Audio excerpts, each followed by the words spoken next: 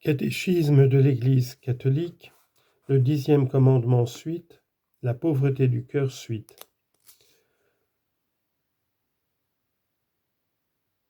Numéro 2545.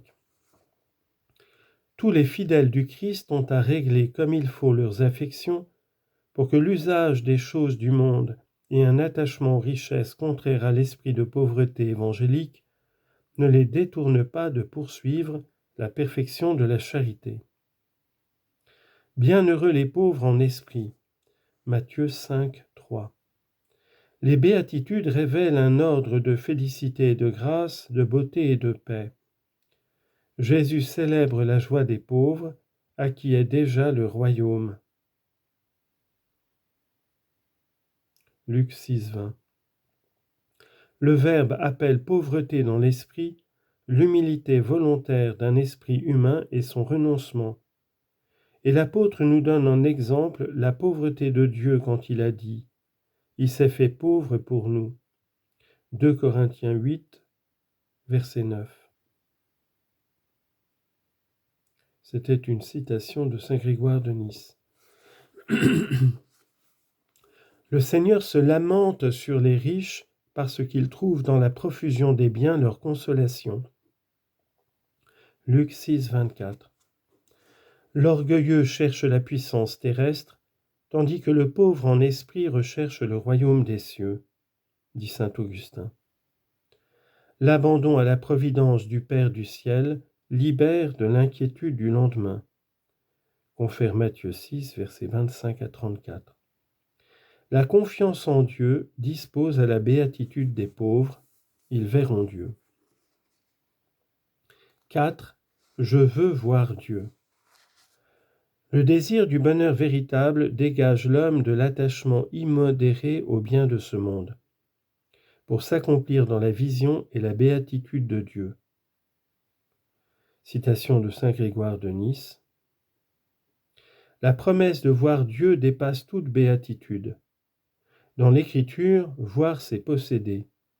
Celui qui voit Dieu a obtenu tous les biens que l'on peut concevoir. Fin de citation. Il reste au peuple saint à lutter, avec la grâce d'en haut, pour obtenir les biens que Dieu promet. Pour posséder et contempler Dieu, les fidèles du Christ mortifient leur convoitise et ils l'emportent avec la grâce de Dieu sur les séductions de la jouissance et de la puissance. Sur ce chemin de la perfection, l'Esprit et l'Épouse appellent qui les entend à la communion parfaite avec Dieu. Confère Apocalypse, chapitre 22, verset 17. Citation de saint Augustin. Là, dans la communion parfaite avec Dieu, sera la véritable gloire. Personne n'y sera loué par erreur ou par flatterie. Les vrais honneurs ne seront ni refusés à ceux qui les méritent, ni accordés aux indignes. D'ailleurs, nul indigne n'y prétendra, là où ne seront admis que ceux qui sont dignes. Là régnera la véritable paix, où nul n'éprouvera d'opposition, ni de soi-même ni des autres. De la vertu, Dieu lui-même sera la récompense, lui qui a donné la vertu et s'est promis lui-même à elle, comme la récompense la meilleure et la plus grande qui puisse exister. Citation, « Je serai leur Dieu, et ils seront mon peuple. » Lévitique 26, verset 12. C'est aussi le sens des mots de l'apôtre, pour que Dieu soit tout en tous. 1 Corinthiens 15, 28. Il sera lui-même la fin de nos désirs, lui que nous contemplerons sans fin, aimerons sans satiété, louerons sans lassitude. Et ce don, cette affection, cette occupation seront assurément comme la vie éternelle, commun à tous. Fin de citation.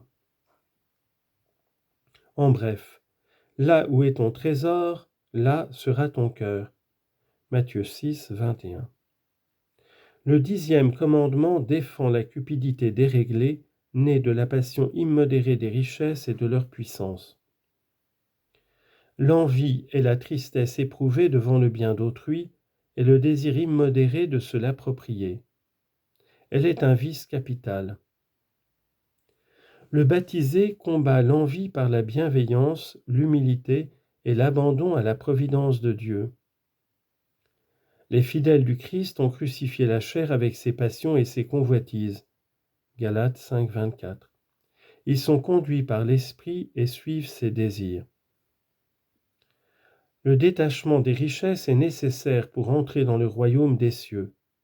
Bienheureux les pauvres de cœur. L'homme de désir dit « Je veux voir Dieu ». La soif de Dieu est étanchée par l'eau de la vie éternelle. Jean chapitre 4, verset 14.